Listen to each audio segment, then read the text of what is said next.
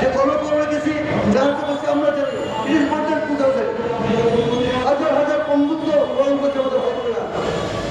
তারা এই দেশে জীবিত থাকবে কোন অবস্থায়?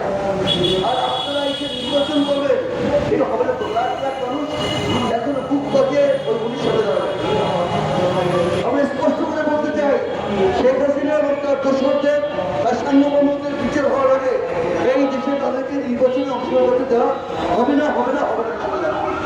দ্বিতীয়ত হচ্ছে, আপনারা বলছেন যে নির্বাচন, অনেকেই বলে নির্বাচন, আপনি একটা বেশি ছিল নির্বাচনের মাধ্যমে আর একটা মুখোশ কেন্দ্র একটা নির্বাচন, সেইটার জন্য তো 24 সালের জুলাই আগস্ট আসে নাই। 24 সালের জুলাই আগস্ট যে কারণ এসেছিল নতুন বাংলাদেশ, নতুন রাজনীতি, সেটা খাওয়া মানুষের রাজনীতি, সেইটা আসতে হবে। সেটা যতক্ষণ না আসবে, একটু সংস্কার হবে, ততক্ষণ আমরা নির্বাচনের করবো দেখতে। কাজে নির্বাচন হবে, বিচার হবে, সংস্কার হবে, পালাক্রম এগুলো হতে থাকবে। প্রিয় ভাই ও বোনেরা, আমরা যারা রাজপথে ছিলাম আমরা আছি।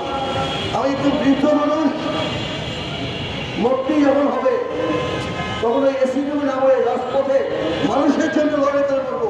সেটা অত্যন্ত সম্মানের মৃত্যু। এই মৃত্যু বরণ করতে আমরা সবাই প্রস্তুত। আপনাদের সবাইকে ধন্যবাদ জানাচ্ছি। আল্লাহ হাফেজ। আসসালামু আলাইকুম।